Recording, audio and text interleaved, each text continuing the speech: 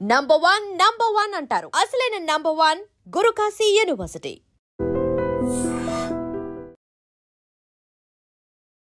వేట కొడవలితో కన్న తల్లిని అత్యంత దారుణాతి దారుణంగా పాశవికంగా నరికి చంపేశాడు ఓ కసాయి కొడుకు. ఏలూరు జిల్లా కొయ్యలగూడెం అశోక్ నగర్లో ఈ దారుణమైన ఘటన ప్రతి ఒక్కరిని తీవ్ర కలవరపాటుకు గురి చేస్తోంది. అసలు కన్న తల్లి తండ్రి అంటే దేవుడు అన్ని చోట్ల ఉండలేకే ప్రతి ఒక్కరికి కూడా కన్న తల్లిదండ్రులను ఇచ్చారు. ఎందుకంటే వాళ్ళు పెట్టినటువంటి ఎఫర్ట్స్ వల్లే ఈరోజు మనం ఇంత ఫ్రీడమ్గా కావచ్చు, చాలా స్వేచ్ఛగా బ్రతకగలుగుతున్నాం, చాలా ఉన్నతంగా ఎదుగుతున్నాం. కానీ కొన్ని ఘటనల్లో ఆస్తుల కోసం కన్న తల్లిదండ్రులను హత్యలు చేస్తున్నారంటే ఇలాంటి దుర్మార్గుల్ని ఏమనాలి, ఎలా శిక్షించాలో కూడా అర్థం కావటం లేదు. సో ఇలాంటి వాళ్ళ కోసం కొత్త చట్టాలు ఏమైనా కఠినంగా రావాలా అని అనిపిస్తూ ఉంటుంది. ఈ దృశ్యాలు ప్రతి ఒక్కరిని తీవ్రంగా కలిచివేస్తున్నాయి. ఆమె జక్కుల నరసమ్మ, ఆమె కొడుకు శివ, అలాగే ఆమెకి కూతురు కూడా ఉంది. అయితే ఈ కొడుకు శివ వ్యసనాలకు అలవాటు పడ్డాడు. తాగటం కావచ్చు, బెట్టింగ్ యాప్స్ కావచ్చు, ఇలాంటి కొన్ని వ్యసనాలకు అలవాటు పడి అప్పుల పాలైపోయాడు. ప్రస్తుతం ఇతను తల్లితో కాకుండా అత్తారింట్లో ఉంటున్నాడు. అయితే తల్లికి ఒక చిన్న ఇల్లుంది, ఆమె భర్త కూడా లేకపోవడం, ఇద్దరు పిల్లలు పాప బాబు వీళ్ళిద్దరే ఉన్నారు. కానీ ఈ వయసులో కూడా ఎవరి మీద ఆధారపడకుండా తన పోషణ తనే చూసుకోవాలన్న ఆలోచనతో ఆ ఇంటిని కాస్త అద్దెకిచ్చి ఒక చిన్న పూరె గుడిసెలో ఉంటుంది. అలానే అశోక్ నగర్లో స్థానికంగా కూరగాయలు అమ్ముకుంటూ జీవనం గడుపుతోంది. అలాంటి తల్లిని ఈ వయసులో కూడా ఎలాంటి కష్టం లేకుండా తల్లిని చూసుకోవాల్సినటువంటి పరిస్థితిలో ఈ కసాయి కొడుకు తన అప్పులు తీర్చుకోవటం కోసం ఆమె పైన తీవ్రంగా ఒత్తిడి చేస్తూ వస్తున్నాడు. ఆ ఇంటిని అమ్మేసి తనకి డబ్బులు ఇవ్వాలని గత కొన్ని సంవత్సరాలుగా కూడా ఆమెపై తీవ్రమైన ఒత్తిడి చేస్తున్నాడు. అయితే ఇంతకు ముందు కూడా తన తల్లిని ఇలాగే తీవ్రంగా తలపై కొట్టి గాయపరిచినప్పుడు కూడా నేను ఇంటికి తీసుకువెళ్ళి నా తల్లిని బాగు చేసుకున్నాను. తర్వాత మళ్ళీ తను ఈ ఊరు వచ్చేసి ఇక్కడే కూరగాయలు అమ్ముకుంటుంది. కానీ తరచుగా నా అన్న తల్లిని ఇలా దాడి చేస్తూనే ఉన్నాడు అంటూ ఆమె చెప్తున్నటువంటి మాటలు కూడా ప్రతి ఒక్కరిని తీవ్రంగా కలిచివేస్తున్నాయి. ఇక్కడ ఒక విషయం మనం చూడొచ్చు, కేవలం ఆస్తి కోసమే ఆ వ్యక్తి అత్యంత నరరూప రాక్షసుడుగా మారిపోయాడు అని చెప్పటంలో ఎలాంటి డౌట్ లేదు. ఎందుకంటే ఆమె కూరగాయలు అమ్ముకుంటూ ఉంటుంటే అమ్మ నీతో మాట్లాడాలి ఇంటికి రా అని చెప్పాడు.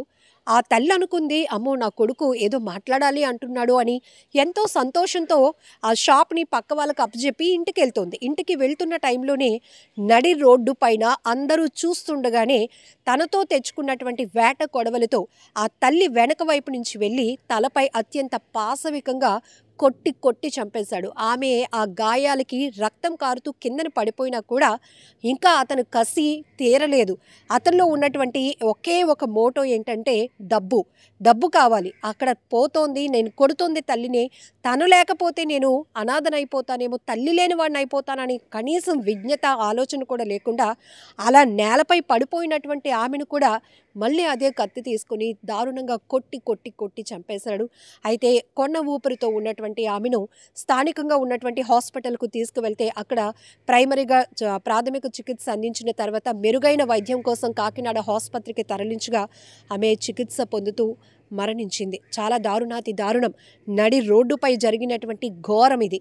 అందరూ చూస్తున్నారు. ఇంకొక వైపు అంత దూరంలో ఒక తల్లి తన కూతురుకో కొడుకో కళ్ళు కూడా మూసేస్తోంది. అంటే అలాంటి దృశ్యాలు మనం అసలు చూస్తామా అంటే సినిమాల్లో చూస్తాం, కానీ అవి చిత్రీకరించే దృశ్యాలు అయినప్పటికీ కూడా చూడటానికి కూడా మనకు వణుకు పుడుతుంది. అమ్మో ఇంత దారుణంగా ఉంది, పిల్లలకి ఇవి చూపించకూడదు అని.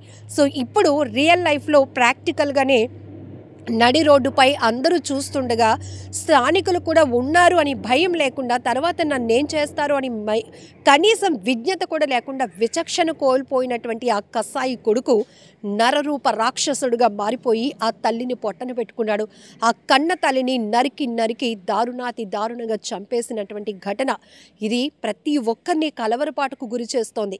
ఏమైపోతుంది సమాజం? కొన్ని నేర ఘటనలు చూస్తే, నేర ప్రవృత్తి పెరుగుతున్నటువంటి విధానం చూస్తుంటే మనుషులు ఎందుకు ఇలా మారిపోతున్నారు, రాక్షసులుగా ఎందుకు మారిపోతున్నారు అనిపిస్తుంది. కనీసం అడవిలో ఉన్నటువంటి మృగాలకైనా కొంత ఎఫెక్షన్ ఉంటుంది.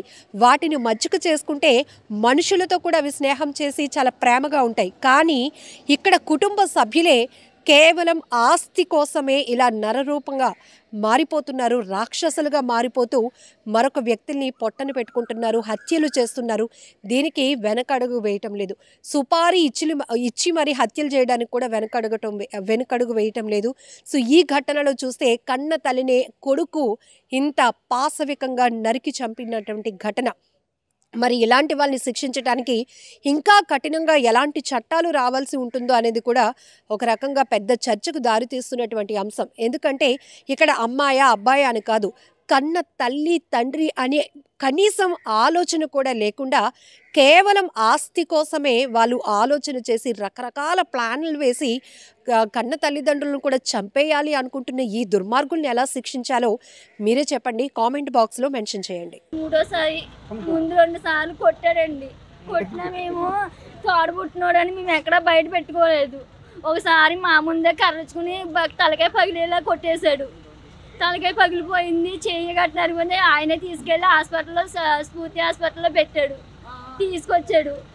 మళ్ళీ నా దగ్గర పెట్టుకున్నాను. 20 రోజులు చూసిన తర్వాత మనిషి మామూలు అయ్యింది. మళ్ళీ కూరగాయలు వేసుకుంటానమ్మా, ఇంటికి ఉంటే ఎవరు తింటారని కూరగాయలు అమ్ముకునేది. ఇది 3వసారి అండి ఇలాగే నరికేస్తాము.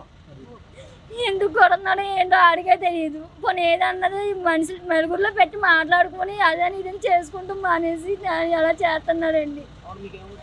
అమ్మగారండి, అన్నయ్య. నిజంగా ప్రస్తుతం ఉన్నటువంటి సమాజం దేనికి ప్రయారిటీ ఇస్తుంది? ఆర్థిక సంబంధాల చుట్టూ మాత్రమే తిరుగుతోంది. మళ్ళీ ఎన్నికలంగానే చాలా విరక్తి కలుగుతాం. మంచి అనిపిస్తుంది కదా, లేడీస్ కూడా ఛాలెంజింగ్ జాబ్స్ చేసినప్పుడు చాలా బాగుంటది. ట్రాఫిక్ అసిస్టెంట్స్ గా నియమించిన ట్రాన్స్జెండర్స్ అందరితో సాల్యూట్ చేయించుకుంటున్నారు. ఫుడ్ డెలివరీ ఇవ్వటానికి వెళ్ళినటువంటి డెలివరీ బాయ్ అనిల్ పై కళ్ళ ముందు